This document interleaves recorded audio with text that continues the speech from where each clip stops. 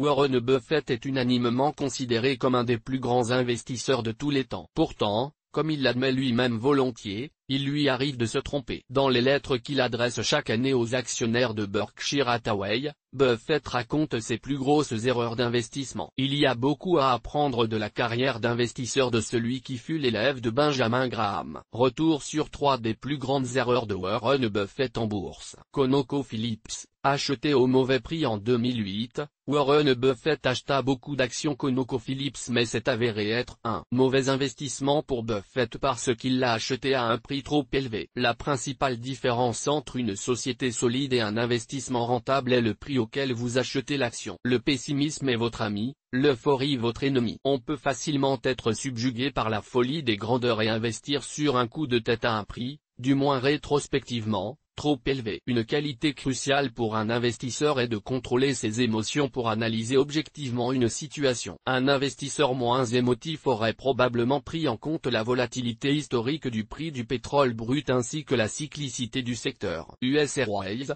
croissance du chiffre d'affaires.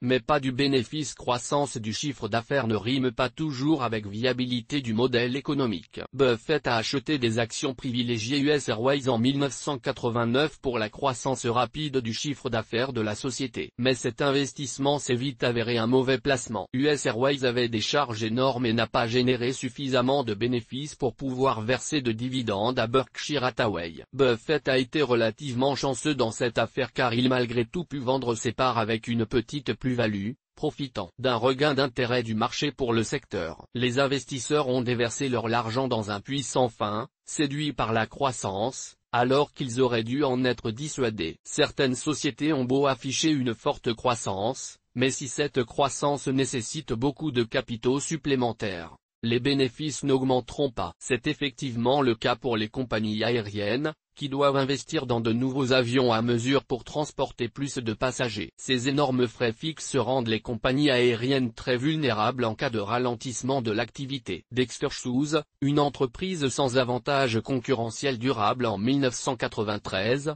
Berkshire Hathaway racheta un fabricant distributeur de chaussures, mais l'avantage concurrentiel qu'il avait fait acheter la société a rapidement disparu. D'après Buffett, ce que j'estimais être un avantage concurrentiel durable chez Dexter Shoes a disparu en quelques années. Avec 3,5 milliards de dollars de pertes pour les actionnaires, cet investissement fut le plus désastreux de sa carrière. Une entreprise performante et rentable doit avoir un avantage concurrentiel durable qui protège les bons retours sur capitaux investis. Une entreprise ne peut être fortement bénéficiaire que si elle a un avantage concurrentiel durable sur ses concurrents directs. Walmart propose des prix défiant toute concurrence. LVMH a un portefeuille de marques fortes, Sanofi Aventis a des brevets sur ses médicaments. Tant que ces sociétés peuvent proposer des produits vraiment différents et difficilement copiables, elles sont plus à même de maintenir des marges bénéficiaires élevées. Sinon, le doux parfum des marges élevées attireront de nouveaux concurrents sur le secteur qui grignoteront petit à petit des parts de marché et tireront les marges vers le bas. Ce n'est jamais agréable de perdre en bourse,